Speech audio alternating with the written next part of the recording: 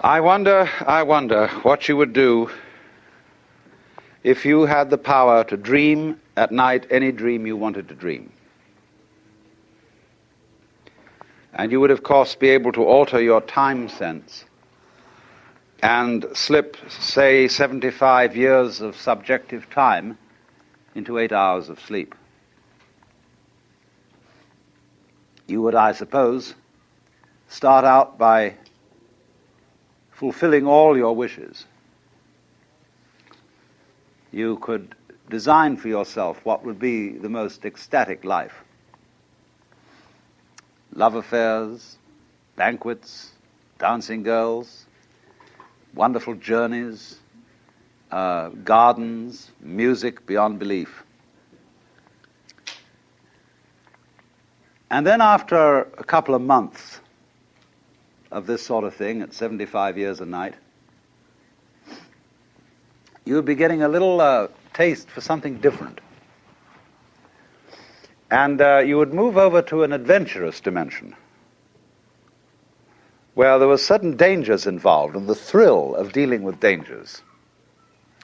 And you could rescue princesses from dragons and go on dangerous journeys, make wonderful explosions and blow them up,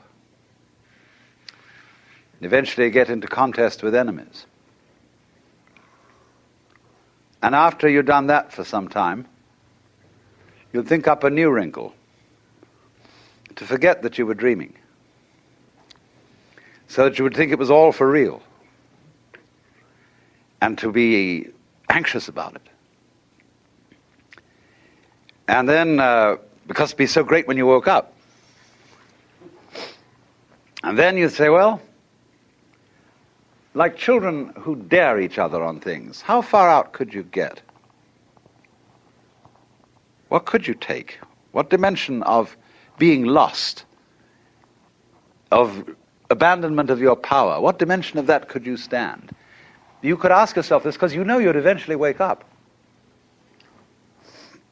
And after you'd gone on doing this, you see, for some time, you would suddenly find yourselves sitting around in this room with all your personal involvements, problems, etc., talking with me. How do you know that's not what you're doing? Could be. Because after all, what would you do if you were God? If you were what there is, the self.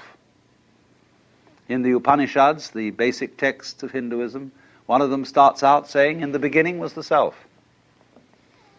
And looking around, it said, I am. And thus it is that everyone to this day, when asked who is there, says it is I, and thereafter gives whatever particular name he may have. For if you were God, and in this sense that you knew everything, and you were completely transparent to yourself through and through, you would be bored.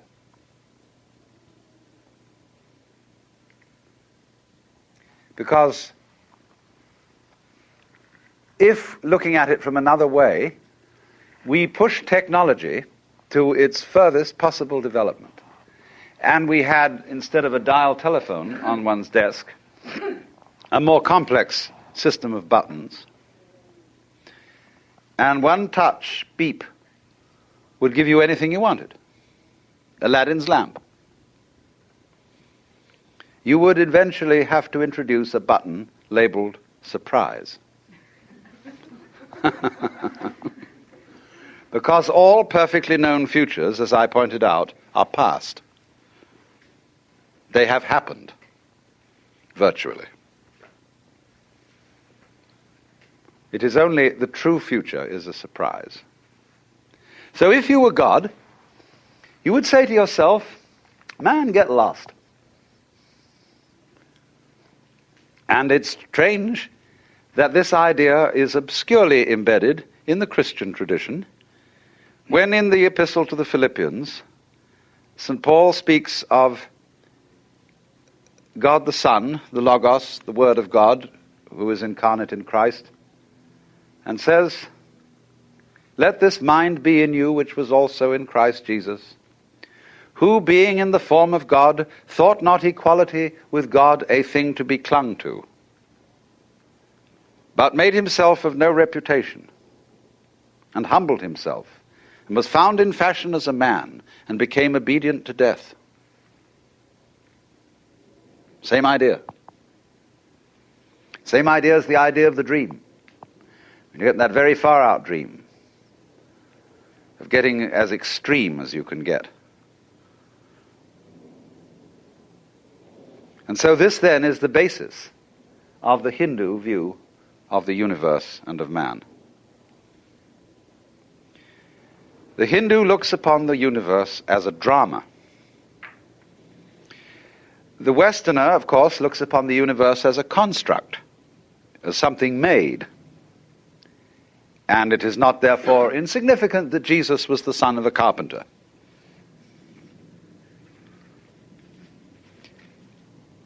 The Chinese looks upon the universe as an organism, as we shall subsequently see. But the dramatic idea is basic to Hinduism. Now, you can speak about Hinduism on two levels, at least. One I will call the metaphysical level, and the other the mythological level. If you speak on the metaphysical level, you can speak only in negative language. You can say what the divine, the ultimate reality, is not.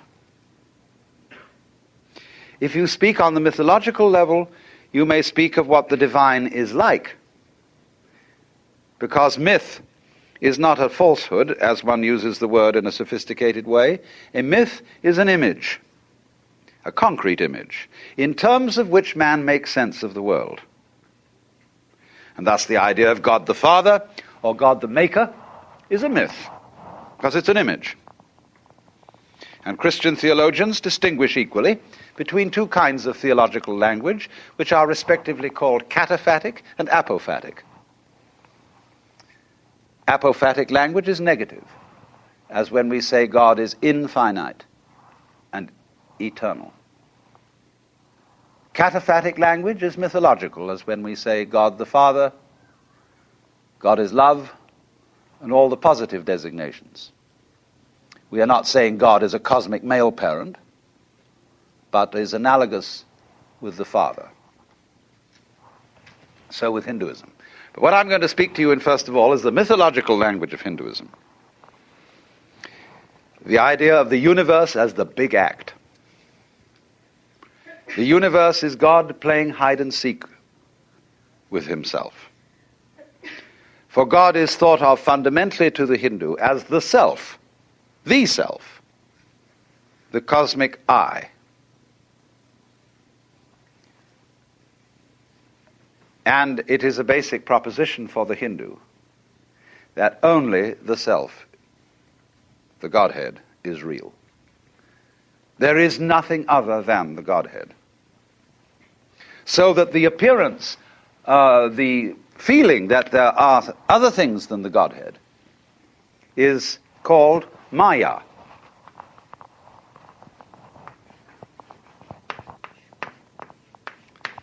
Maya. We ordinarily translate that word illusion. But you must be careful about the word illusion. Illusion is related to the Latin ludere. And that means play. And this is why the analogy of the world is dramatic. It's a play. In the sense of a stage play. Now, when you go to the theater, you know what you're going to see is not for real. Because the proscenium arch tells you that. That everything that happens on the far side of that arch is only in play, not serious. But the actor, and you will hope that he will be good at it, is going to try and persuade you that it's for real. So that he will so move you that you are crying or sitting in anxiety upon the edge of your chair. And so the audience is almost persuaded to be taken in. Now, what about if this would happen with the very best actor of all, the great actor? The audience would, of course, be completely taken in. But in this case, of course, the actor and the audience are the same, the self. The self has thus the capacity to abandon itself, to forget itself, to hide from itself, and thus to make the most completely convincing illusion, but in play. And so the activity, the creative activity of the Godhead in Hinduism is called Lila, which means play. Our word lilt is related to it, I think. But so also in the book of Proverbs, you will find a discourse being given by the divine wisdom. The Lord possessed me in the beginning of his ways before his works of old. I think it's the 22nd chapter of Proverbs, in the course of which the wisdom says that its delight was to rejoice, the King James Bible says, in the presence of God and with the sons of men. But the Hebrew translated rejoice says play. Rejoice is a sort of dignified Elizabethan, but it says play. And St. Thomas, aware of this, said that the divine wisdom was above all to be compared with games, because games are played for their own sake and not for any sort of ulterior motive. So also music is a kind of non-purposive thing, because you don't either play music to reach a destination, nor do you dance to reach a particular place on the floor. It is the doing of it itself that is important, because after all, if the object of music were to gain a certain destination, those orchestras that played fastest would be considered the best. So the idea is that that dancing and music, more than other arts, represent the nature of this world. That it is playful, that it is sport. That it may be sincere, but is definitely not serious. And as G.K. Chesterton well put it once, the angels fly because they take themselves lightly.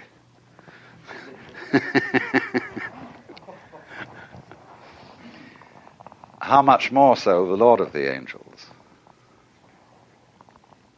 So if a beautiful lady should say to me, "I love you," and I were to reply, "Are you serious or are you just playing with me?" that would be quite the wrong response, because I hope she's not serious and that she will play with me. I should say, "Are you sincere or are you just toying with me?" Because you see, the word play has many different senses. A person who is playing the organ in church is certainly not doing something trivial. When you go to see a play called Hamlet, you're not seeing something trivial.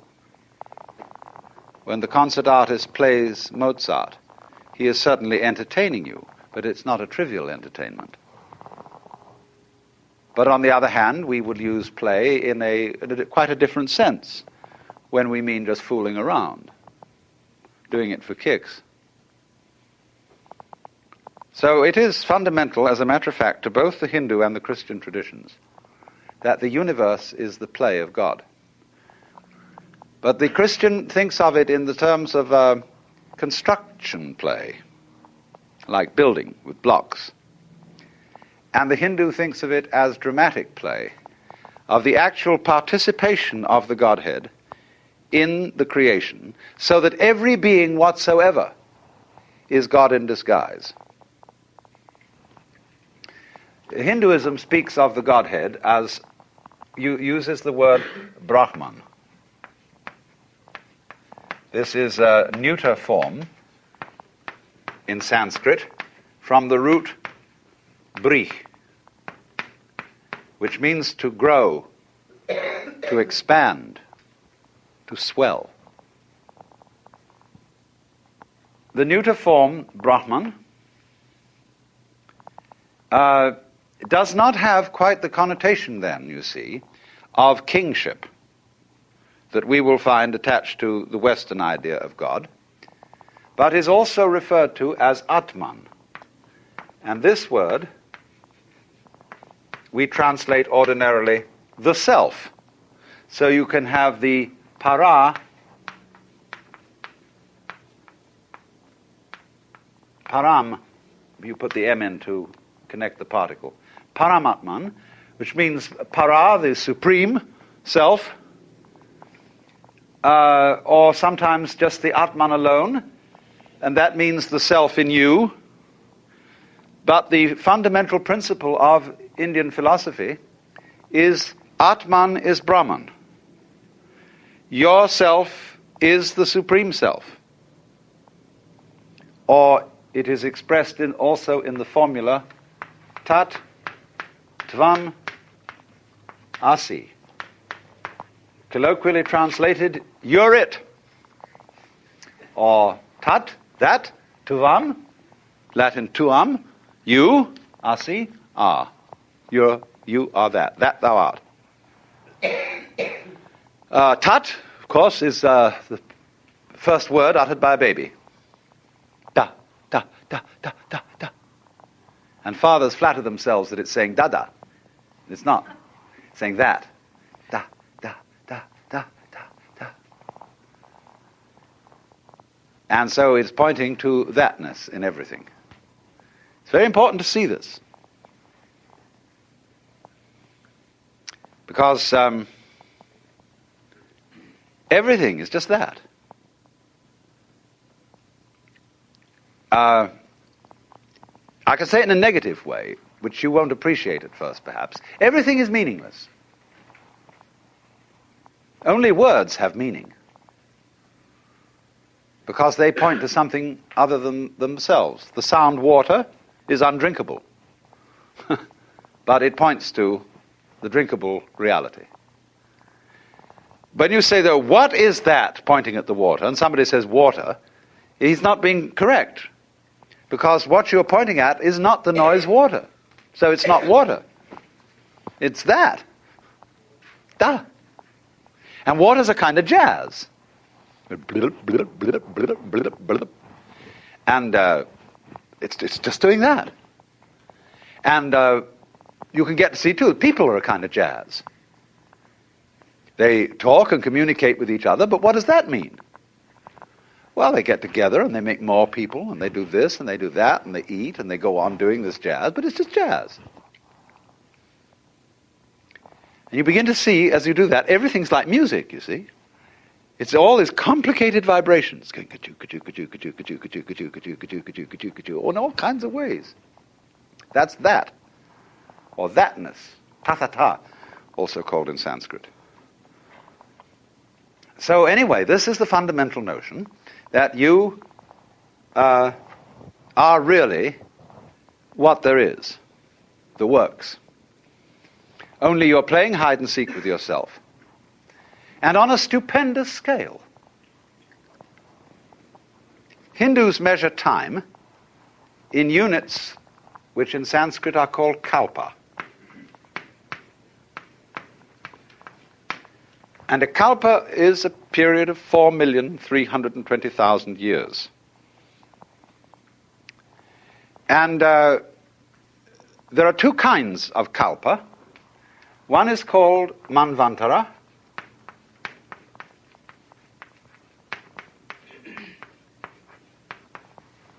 and the other is called pralaya.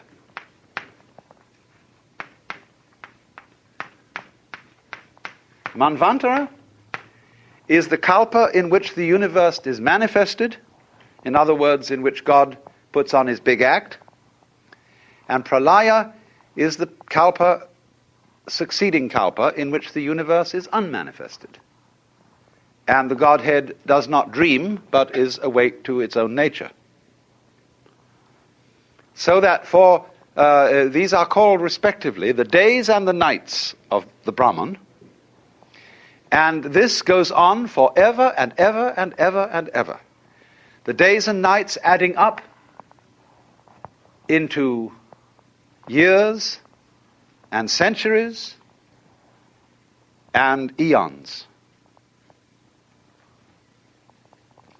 They speak of crore. There's a Sanskrit measure, crore, C-R-O-R-E. A sort of a word that really I think means umpteen. Crores of kalpas. And this is the in-breathing and the out-breathing. There's the word hangsa. And this word in Sanskrit, hangsa, means a swan or a big water bird, like a gander. There's a myth that there is in the beginning the divine bird which lays the egg of the world. And the egg splits, and the upper is the heavens, and the lower is the earth. Now, so when the worlds are manifested, the Lord breathing out says, hung. And when the worlds are withdrawn, the breath comes back, hung.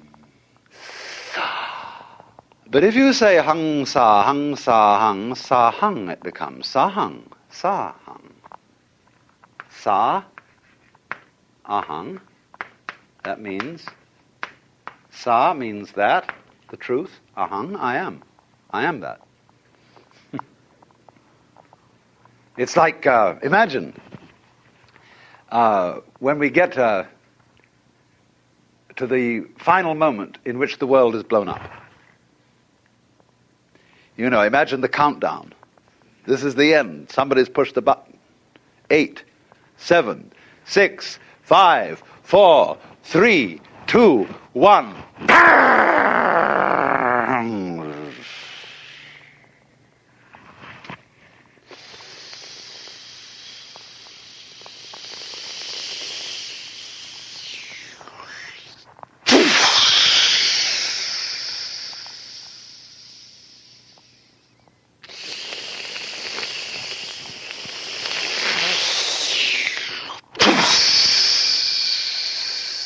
What are you listening to?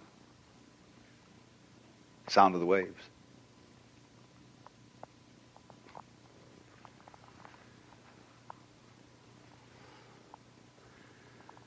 And you can sit and listen to the little waves on the seashore. And you'll get back here into this kind of thinking, and you're hearing the ocean of the universe going. And that's your breathing too. It's all one rhythm. So it may be that every star was once a planet populated by intelligent people who found out about the fundamental energy of the universe and blew themselves up. And as they blew up, they scattered all kinds of stuff out which became little planets. Which in a long time, life started all over again. Because the Hindu theory is very odd. Every kalpa in the Manvantara period, where there's a manifested world, is divided into 4 subdivisions of time, each one of which is called a yuga. That means roughly an epoch or an era. And there are 4 yugas, and they're named after the different throws in the Indian game of dice. There are 4 such throws, and the first is called Krita. That means, Kri means to do, as when we say something is done, truly done. It's the perfect throw of 4. The second is called Treta, which is the throw of 3. The next is called Dvapara, which is the throw of 2. And the final one is called Kali, which means the worst throw, which is the throw of 1. Now, each of these periods of the kalpa are of different lengths. Krita is the longest, and Kali is the shortest, and so ranged. So that when the world is first manifested, as in those dreams that I were mentioning to you, the world is in a golden age to begin with. It's perfect. And that is the longest period of time. Then when we get a little bit more adventurous, you see, The Treta means that in this era, a kind of disharmonious element enters into things. It's like a three-legged chair isn't so secure as a four-legged chair. It's just a bit inclined to tip. And as it were, as a fly in the ointment, the snake in the garden. Then comes Dvapara, in which the forces of good and evil are equally balanced. And finally Kali, which is the shortest period, where the forces of evil are triumphant, and the world is destroyed at the end of it. For then the Godhead appears in the form of Shiva, who represents the destructive aspect of the divine energy, and whereas Brahma is the creative, Vishnu the preserver, Shiva the destroyer. But Shiva is always the destroyer in the sense of the liberator, the guy who breaks up the ruts. And he comes on with a blue body and 10 arms and a necklace of skulls. Indian gods have many arms because they are cosmic centipedes. They do all things without having to think about it. Like the centipede doesn't have to think about how to manipulate its legs. Like you don't have to think how to grow your hair. And as Shiva dances what is called the Tandava, which is the dance of destruction at the end of the cycle, at the end of the Kalpa, you will see that his hands contain clubs and knives and bells, but one hand is like that. And that gesture means don't be afraid. It's a big act. It is all, as it were, the outflowing of your own consciousness, of your own mind. Now then, Hindu life is related to this cosmology.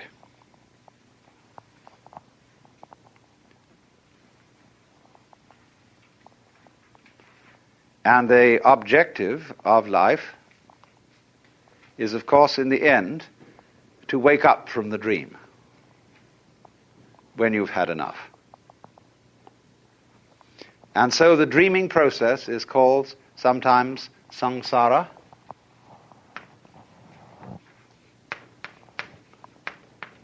Samsara is the round, the rat race. And samsara is divided into 6 divisions.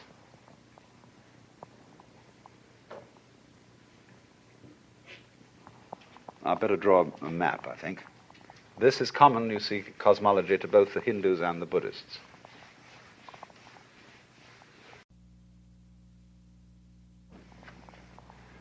This is the world of the Deva.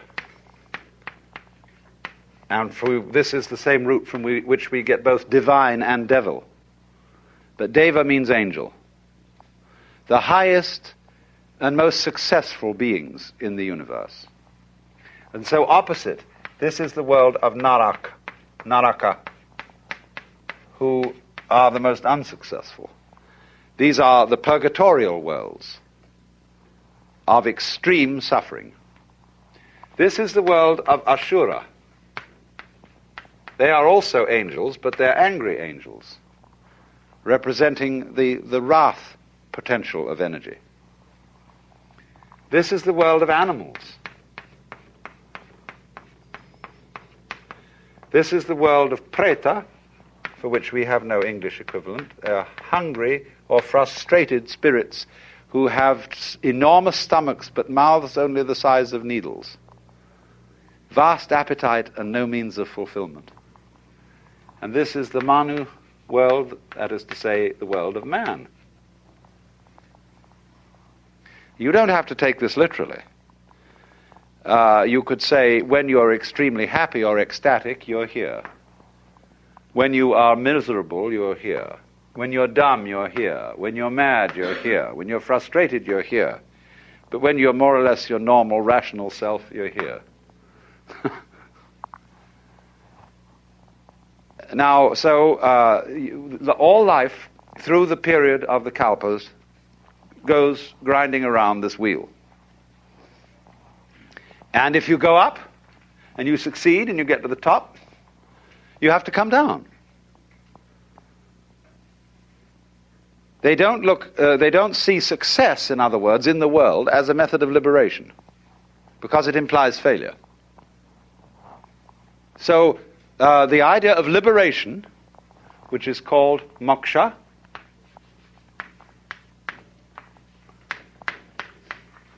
is the ideal of Hindu life. Wake up, it's a dream. And in time, there is no hope in time. Everything is going to get worse in time.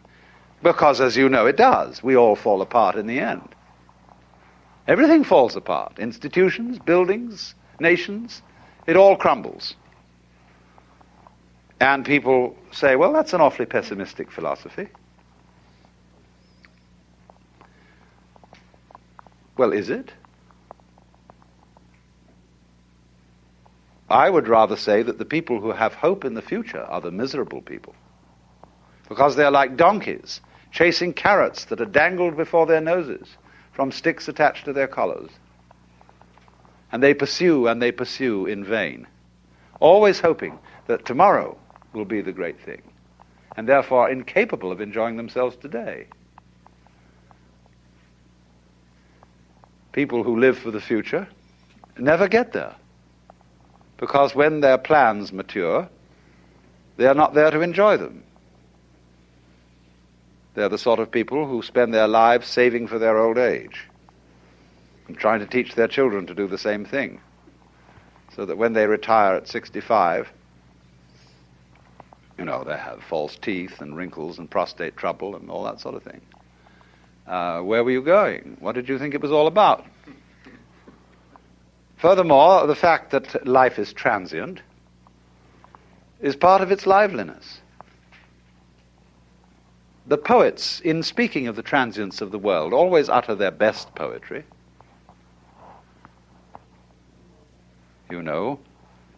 Our revels now are ended, and these our actors, as I foretold you, are all spirits, and are melted into air, into thin air. And like the baseless fabric of this vision, the cloud-capped towers, the gorgeous palaces, the solemn temples, the great earth itself, aye, all which it inherits shall dissolve. And like this insubstantial pageant faded, leave not a rack behind. We are such stuff as dreams are made of, and our little life is rounded with a sleep. And said so well, it doesn't seem so bad after all, does it?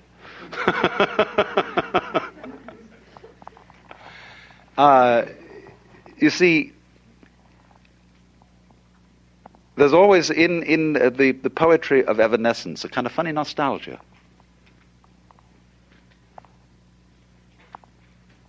Moralists will say, those lovely lips which you so delight to kiss today will in a few years rot and disclose the grinning teeth of a skull. So what?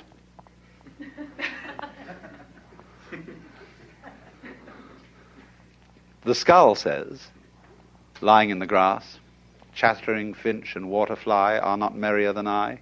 Here among the flowers I lie, laughing everlastingly. No, I may not tell the best. Surely, friends, I could have guessed. Death was but the good king's jest. It was hid so carefully. And monks used to keep skulls on their desks. And people nowadays think that was very morbid. But it's only, I went and visited a chapel in the Via Veneto in Rome, where there's a crypt where all the altar furnishings are made out of human bones. The altars are piles of skulls. There are rib bones arranged across the ceiling like floral patterns with vertebrae representing flowers. And they're all dead Capuchin monks. And there's a funny little monk collecting the admissions up at the top. And he has one of the funniest grins on his face I've seen in a long time. I said to him, on the day of resurrection, there's going to be an awful lot of scuttling up this narrow staircase. People trying to reassemble their bones. Oh, dear Father, isn't that my fifth metatarsal? So,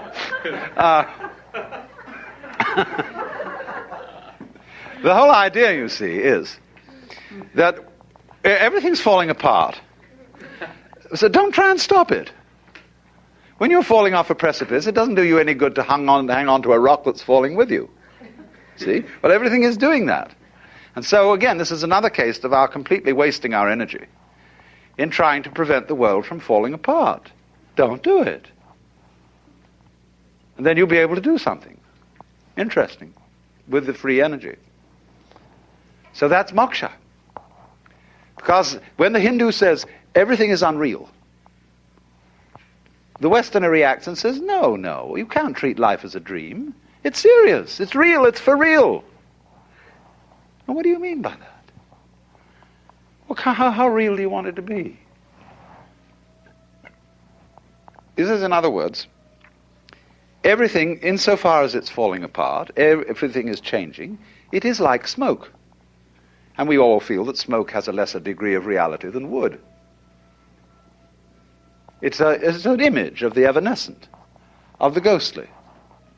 So there's this idea the whole world is this mirage. That doesn't mean it's a bad thing. It's only bad if you cling to it, if you try to lean on it. But if you don't lean on it, it's a grand illusion. So the word maya means not only illusion, but it means art, it means magic, and it means creative power. So this is the big act. And it's perhaps easier to feel the world in that way in a tropical country where death is very common and where you just watch things dissolve before your eyes and yet burst out and grow again. The whole world is changing.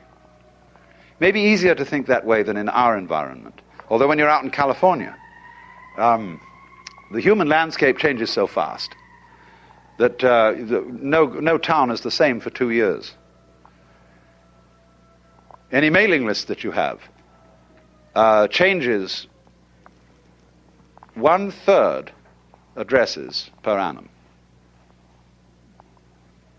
Nothing stays put. The hills are shadows and they flow from form to form and nothing stands. Now, this, you see, is not a pessimistic attitude, therefore, at all. To be able to realize that this world is simply a dream, a dancing play of smoke. Fascinating, yes, but don't lean on it. Life is a bridge, says one of the Hindu sayings. Pass over it, but build no house upon it. And so immediately you see that. This is responsible for the enormous gaiety of certain Hindu sages. This is a thing that often puzzles Westerners. The element of, they expected anybody who's an ascetic or a sage or something to be rather miserable, with a glum face. But on the contrary, you take this character who's going around these days, Maharshi Mahesh, he's always laughing. Because he sees through it. He looks on every side, and there is the face of the beloved, of the divinity, in everybody, in every direction, in everything, playing at being you. And you can look down into a person's eyes, way, way in, and you see the self, the eternal divine. And what is so funny, when it puts on an expression, saying, what, me?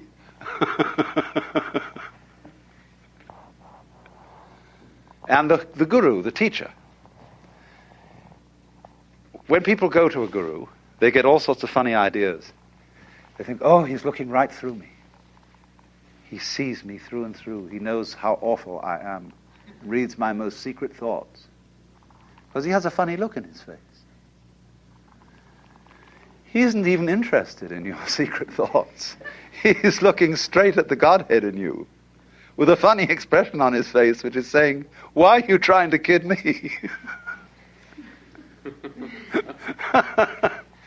Come off it, Shiva, I know who you are. But, and therefore, you see, his role is to gently humor you into waking up as to your true nature. Now, of course, as I intimated earlier, The Hindu is therefore saying everybody is God.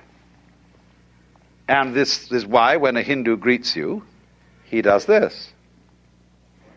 That is the act of puja, or worship to the Godhead in you. And our theologians get rather worried about that, because, you see, the two conceptions of God are different. Our conception is of the boss man, the king. Theirs is of the cosmic centipede, with the many arms, who does not have to think how to make the world, or rather to act the world. That would be an insufferable nuisance. You may think it rather wonderful when St. Thomas tries to explain that God is fully aware of everything that happens, and in every detail is willing each single vibration of any mosquito's wing. But when you really begin to think about it, that approaches intellectual elephantiasis. Imagine the Lord being aware of all the prayers and having to listen to the sort of prayers that go on every night. Woo!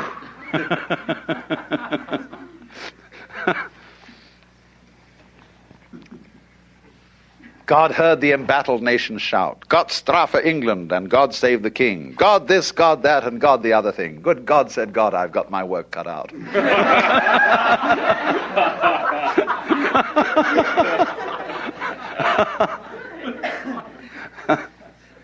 But, so therefore, when somebody in India suddenly announces that he's God, nobody accuses him of blasphemy or of being insane. They say simply, "Congratulations, at last you found out." And they don't immediately request a miracle. As you see, if we get across someone who says, "I'm God," or "I'm Jesus Christ," they say what they said to Jesus Christ in the first place. "Command that this bread, these stones be made bread." And you know, he used to wangle out of it by saying, "A wicked and deceitful generation seeketh after a sign, and there shall no sign be given." The Hindu would say,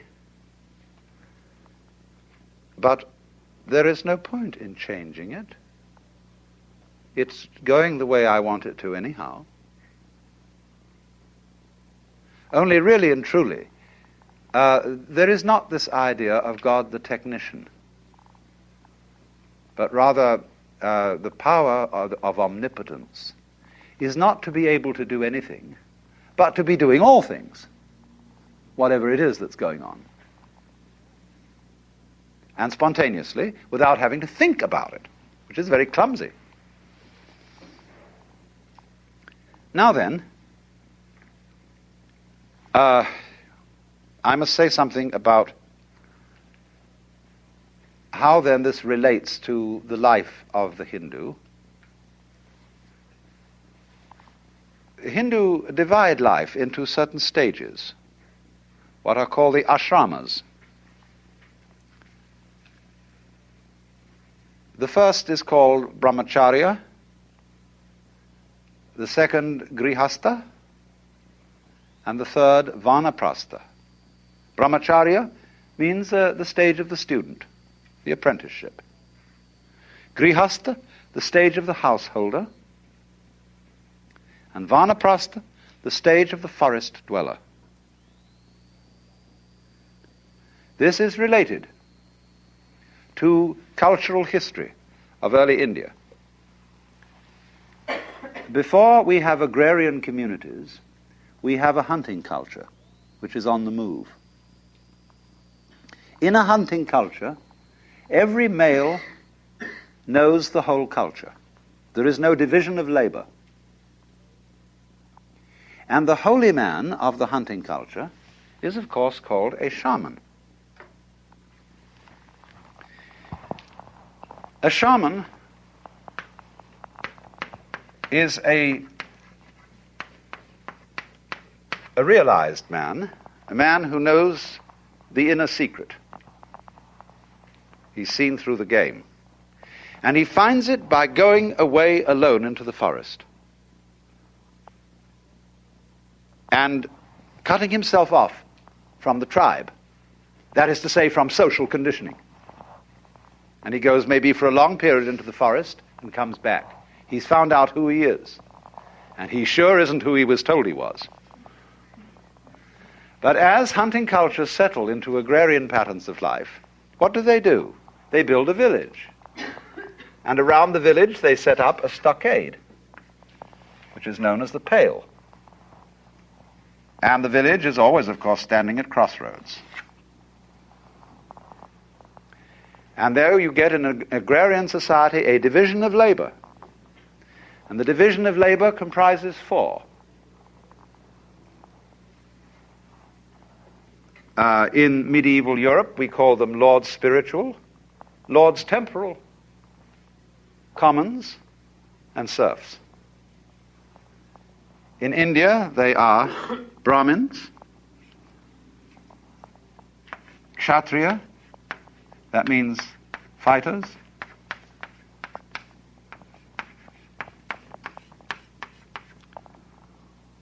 Vaishya, merchants, traders, Shudra, laborers. So you've got the priests, the warriors, the merchants, and the laborers. Division of labor. The four sections of town. And so the four basic castes.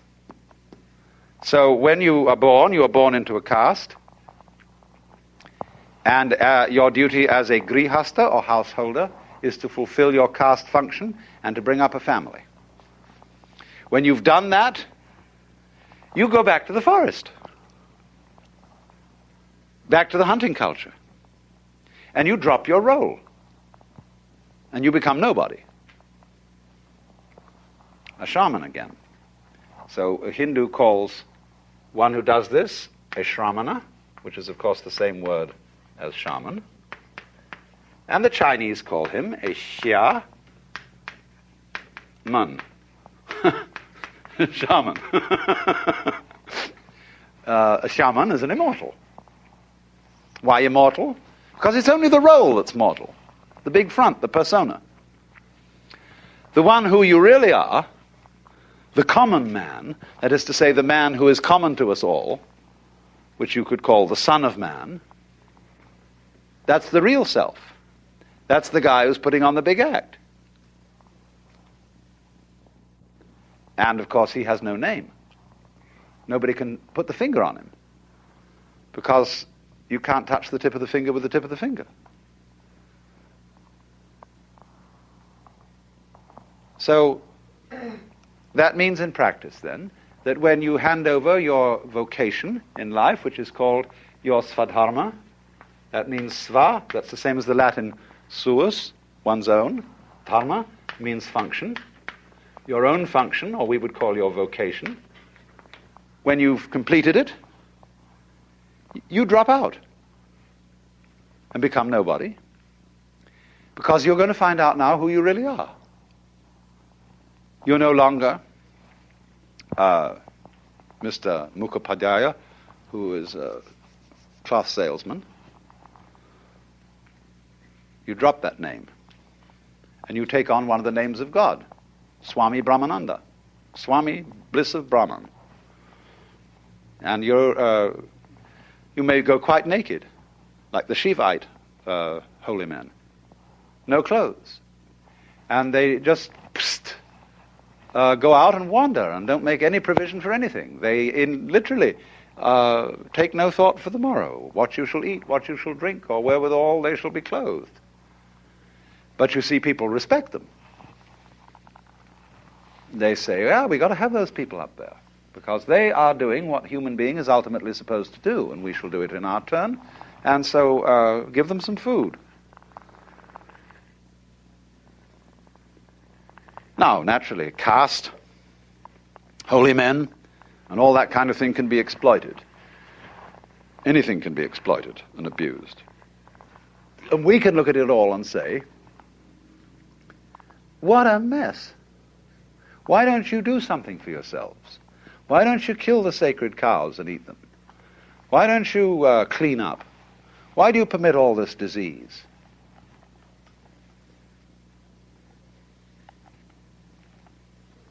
Just try and see something from another point of view for a change. I'm not saying that we should do what the Hindus do, but just look at it from another point of view. And they would smile at us and say, "You really think it's as real as all that? Have you never experienced what's on the inside of this game? See, the trouble with you Westerners is you've never experienced bliss. You've never got down to the root of reality. You don't know that state of consciousness.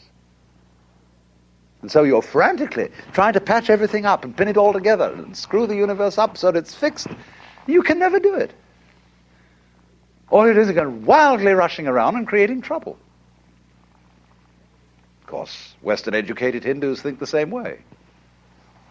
They are now for rushing around and patching India up. And what's going to happen is they're going to arm all the millions of people in India. And they're going to create a lot of trouble in Asia one of these days when they become a powerful society. They're already scared of the common man. Yeah. Scared of death, the revolt. Oh, of course. That idea in Christianity of struggling and not wrestling.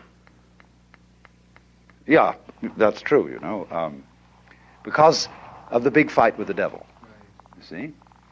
First The war in heaven, you see. Now, the funny thing about that is, when you read Milton's Paradise Lost, long before Lucifer decided to rebel, the whole of heaven was armed. And he describes the legions of angels with their escutcheons and gonfalons and military deportment. Who was looking for trouble?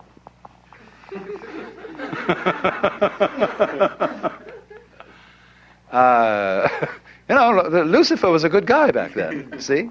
The bearer of light.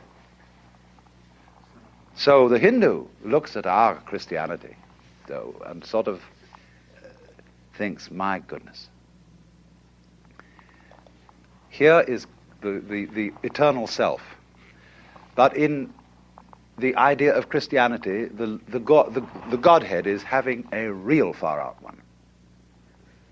Because not only is he incarnating himself, say, as some wretched beggar, but he's incarnated himself as a Christian soul who believes that in this one short life he will decide his eternal destiny.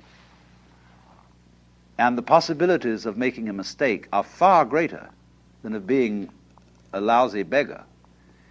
The possibility involved in the Christian gamble is to fry in hell forever, and ever and ever and ever. Even the Avicii hell at the bottom of the Naraka only goes on for about one kalpa. But the everlasting damnation, what an idea. So the Hindu says, bravo, you know, God has really done a dare on himself this time to be a Christian soul.